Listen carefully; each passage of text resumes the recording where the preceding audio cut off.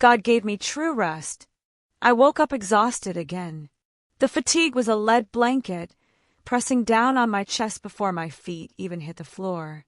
The list of things I hadn't done the day before, the emails, the laundry, the dinner I impulsively ordered instead of cooking, immediately surfaced, coating my mind in a thick film of anxiety and guilt. The relentless striving and fighting weaken and exhaust. That phrase kept echoing in my head. That was me.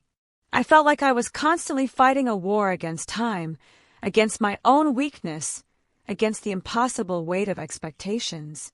I moved through the morning in a haze of weakness and frantic energy.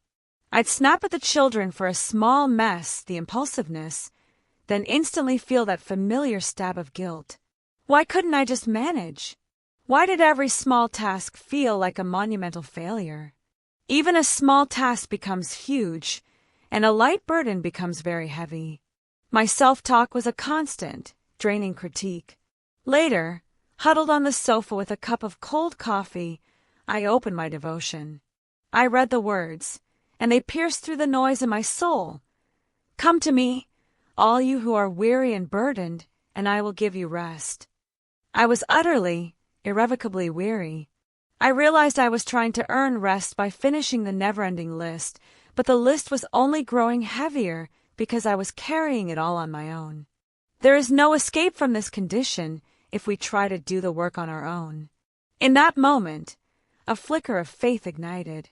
I saw myself, not as a defeated soldier on a battlefield of undone work, but as one invited to lay down my weapons.